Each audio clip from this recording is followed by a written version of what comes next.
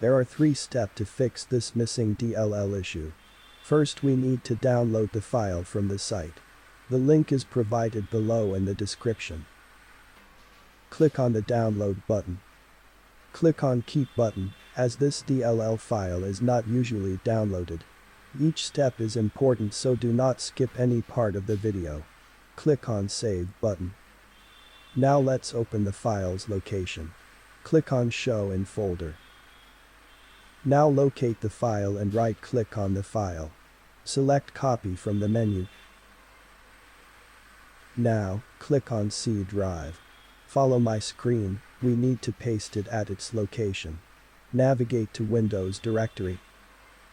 Now, here, on this screen, we need to search for System32 directory.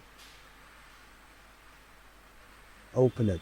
So this is a location for the file. So just right-click on a blank area and select paste. Click continue when asked.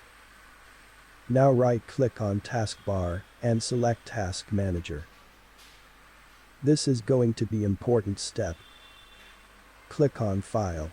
Select run new task. Then click on browse button. Now, follow my screen. Again, move to C folder. Then go to System32 folder. Here, find the file with name cmd. Select it and click on open. Click on this tick mark. Click on OK button. On the command prompt, type this command to update GP. The commands are in the description. Now, we need to check the disk. So type this command now. This may take a few minutes. You should be good. If you still face the issue, then I will help you out in comment section. Just put your detailed error message, like the video to help me back.